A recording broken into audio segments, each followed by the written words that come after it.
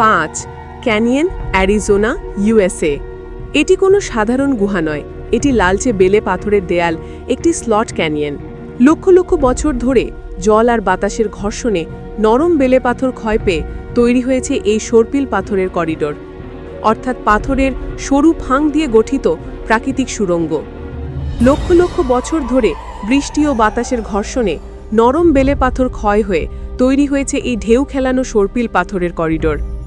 অ্যান্টেলোপ canyon মূলত 2 ভাগে বিভক্ত: আপার ক্যানিয়ন, যাকে বলা হয় দ্য ক্র্যাক, এবং লোয়ার ক্যানিয়ন, যাকে বলে দ্য কর্কস্ক্রু।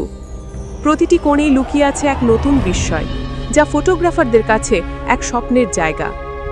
এই গুহার সবচেয়ে জাদুকর মুহূর্ত আসে গ্রীষ্মে দুপুরবেলায়, যখন সূর্যের আলো সরু ফাঁক দিয়ে ভেতরে নেমে আসে। তখন তৈরি হয় সেই বিখ্যাত লাইট বিম, যা গুহার অন্ধকার ভেদ করে মাটিতে পড়ে, আর মনে হয় যেন স্বর্গের দরজা খুলে গেছে।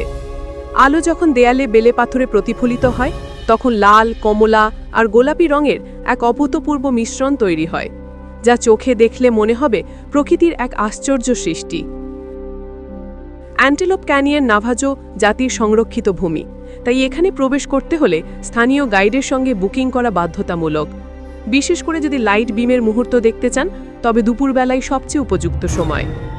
অ্যান্টেলোপ ক্যানিয়ন প্রমাণ করে সৃষ্টিকর্তা আসলে কত মহান। মাটি, বালি আর আলো দিয়ে এমন সৌন্দর্য সৃষ্টি করেছেন যা মানুষের কল্পনাকেও হার মানায়।